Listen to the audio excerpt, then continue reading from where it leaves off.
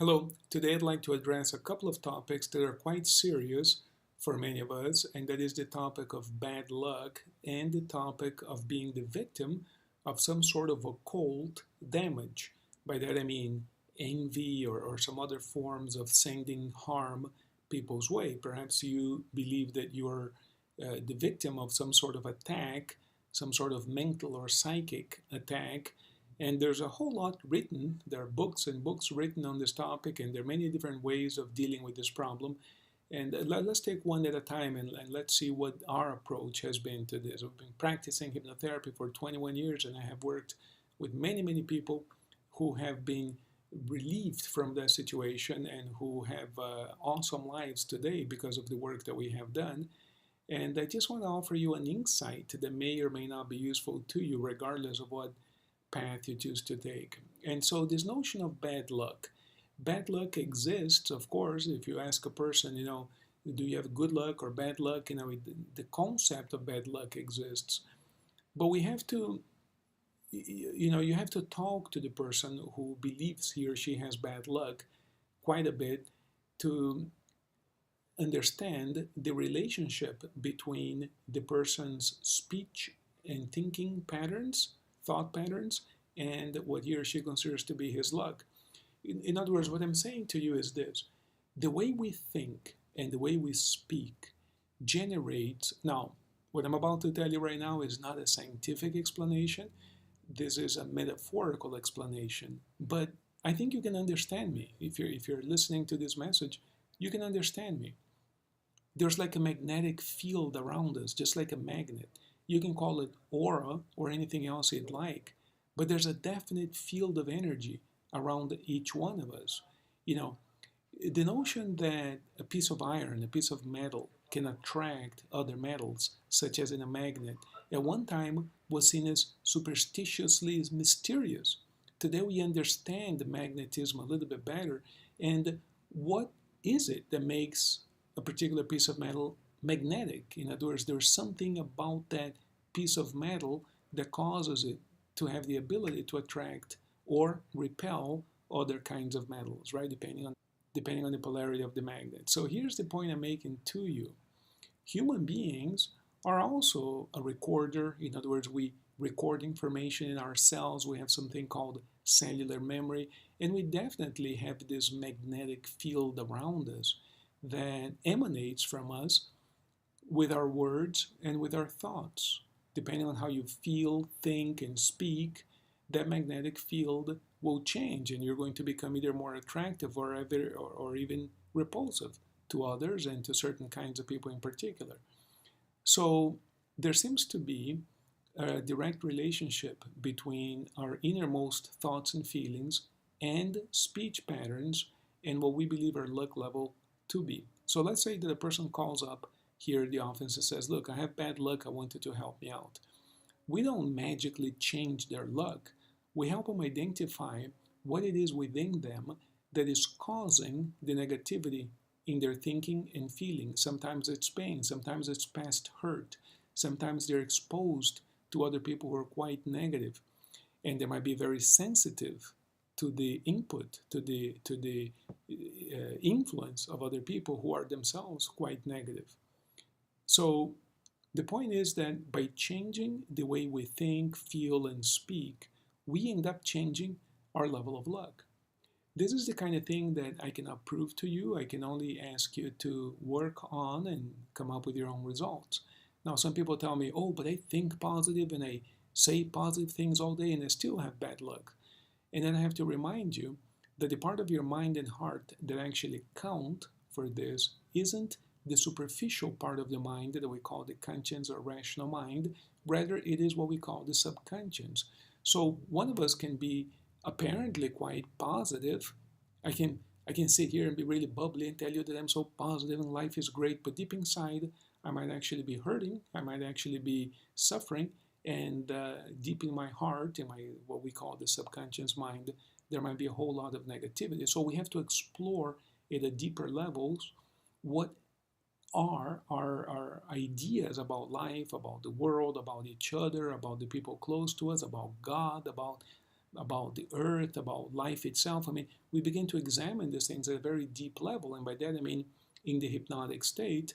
And sometimes we discover that we have been feeling pain or feeling revenge or feeling hatred for others. I mean, not necessarily you. I'm just saying those are several types of possibilities that you may encounter in different situations. And by changing all of that, the person's luck seems to magically improve. And again, sometimes it does seem like magic for the person who changes, but it isn't really magic. It is the application of some natural law. Now, the other thing that, and by the way, feel free to put your comments down below and let me know what you think about this, and also ask questions or offer your own suggestions on this. Because if you know something more advanced on this, I would love to learn. We've been doing this for 21 years and we have found excellent results by doing what we call acting in. In other words, if I have bad luck out there in the world, we act in ourselves, changing our thoughts and feelings and speech patterns, because our words matter quite a bit in terms of what we attract or repel in our lives. And by changing who we are on the inside, we invariably see huge changes on the outside. In other words, the quality of our lives. That relationship between the inner life and outer life has been well established over many thousands of years. We have just been confirming that on a daily basis for the past 21 years. So it would be awesome to learn more about that, but I leave that up to you to discuss and to see what else we can learn about this together. Now, the other topic that is quite common, people call me up and say, look, I am being victimized by somebody. Somebody's doing some sort of black magic, some sort of envy, some sort of, and there, depending on the culture you come from, there are quite a few names that people use to describe the sort of negativity that's being propelled their way.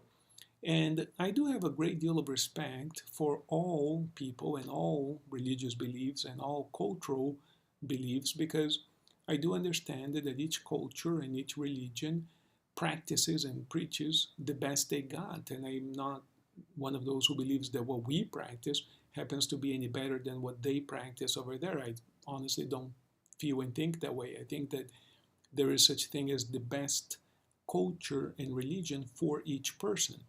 And, to take what one of us believes is better for us and impose that on another person, I personally think is not effective, because there has to be a match there between culture, religion, beliefs, and there has to be a match there. But all that I'm saying is that there are different names and different ways of describing this sort of attack, what could be called a psychic attack, and there are many variations and forms that this can happen. Now, as a therapist, we're not disputing the veracity or the reality of such attacks. I am not claiming that they are real, unreal, they exist, they don't exist. There's something called the first law of metaphysics. If it's real, it exists. If it exists, it is real. It goes in both directions. If people are experiencing it, there's something there to be experienced. But here's what I'm saying as a therapist: we don't work on the offender in this case. In other words, we don't do magic back onto the person who seems to be propelling that sort of negative energy. We don't do that kind of thing. Not that that kind of thing isn't done or doesn't exist. I'm just saying I don't work at that level.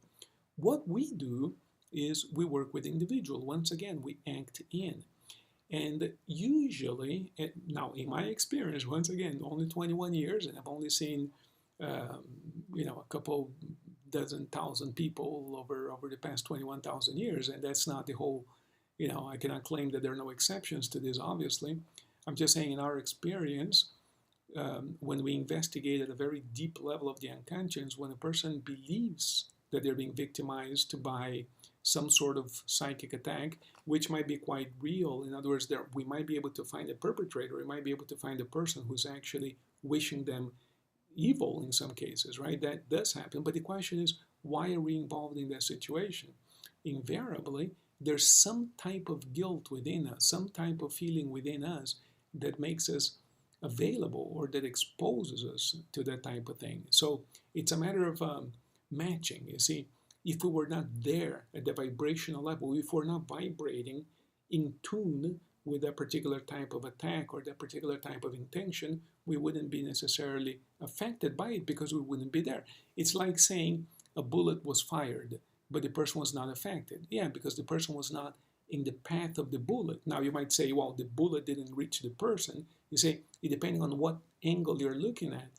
You see, you can look at it from the bullet's perspective or from the from the perspective of the person who fired the gun, and you can say you didn't aim it right. But from the perspective of the other person, the victim in this case, or the recipient, they might say, well, if I'm not in the path of the bullet won't reach me. So these kinds of conversations seem almost too obvious that in some cases, the depth of what we mean here sometimes escapes us. So there are two ways to look at it. Let's just substitute the whole conversation about negative feelings by the conversation of the bullet, let's say. We can work on two fronts. We can eliminate bullets from the air. We can eliminate guns in this case, right? Guns from being fired, or we can get people out of the bullet path. And so my work has to do with getting you out of that path of that bullet, in this case, evil or what do you call it, envy or negative thoughts or negative feelings, that kind of attack. If you're not there vibrationally, if there's no guilt within us, if there's no sensation of guilt, if there's no negative feelings, if there's only love for humanity within you, you won't be affected the same way. Now again, you might ask, some really good people in the world have been affected by evil deeds of others, and I would suggest that we bypass the conversation, because although on the surface that seems to be true, and I'm not arguing against the goodness of some of these historical figures. What I'm saying is that there's so much more to each individual's life story that just issuing those blanket statements like this usually are not useful. What I'm saying is that in general, we can improve our situation quite a bit by changing who we are, and by changing who we are, we're usually less affected by negative thoughts and feelings of others. So people ask me, yeah, but can't I also do some sort of work, to change the person who's doing this to me? I don't know about that. I'm not, I have no comment about that, because it's just not what I do.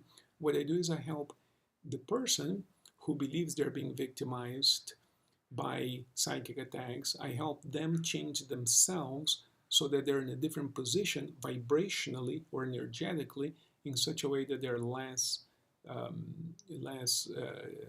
available for victimization or for harm. So there's nothing more powerful than forgiveness, love, kindness. Those types of vibrations, those kinds of thoughts, those kinds of feelings are extraordinarily powerful, and those who feel them genuinely vibrate differently. They live differently, and they're usually simply less available for that kind of attack. There are a whole number of people who live excellent lives on this planet, excellent lives. They may not be public figures, whatever, but they do live excellent lives, which makes it obvious that it is possible to live a great life. So again, what we do here is work with the individual. We act in ourselves. We make changes to ourselves in order to improve the quality of our lives. And that is a valid point of view as well. There are others. We just don't work on the others. We work on this point of view, the point of view that we call acting in, and letting the universe take care of the others. We don't try to harm anybody else back. We don't advocate violence or any retribution or revenge. None of those types of things. We don't believe in any of those things. We actually believe that if we in any way, shape, or form attempt to harm another entity, whether it's a human being, an animal, a plant, or whatever the case might be, if we try to harm others, I think that we're only calling more trouble towards ourselves. I think that what goes around comes around, and there's quite a bit of evidence to that idea. So we don't advocate attempting to neutralizing the enemy or harming others, none of those things. And I know that some people do work in that area. For instance, I was walking by a mall the other day, and I saw a school where they teach the martial arts, but according to everything that was written on the window, they emphasize quite a bit self-defense and how bullying can only be stopped by fighting back and so forth. So I didn't go in, I didn't meet anybody there. The school was closed. I was walking by at night, but it seems that that particular sensei, that particular teacher, advocates quite a bit the notion that we fight fire with fire. In other words, we fight violence with violence. And it seems to be a valid approach. The school is there. It seems to be a great school. I have no comment on that. Perhaps it takes a little bit of everything for this world to work. But for those of you who are looking to change yourselves in order to improve the quality of your lives, then there is hope and there is a path as well. And I'm glad we're talking about this because, you could comment below what you think about this and we could talk more about these ideas. And if there's any way at all that I can be of service, I'll be honored to do so. Thank you.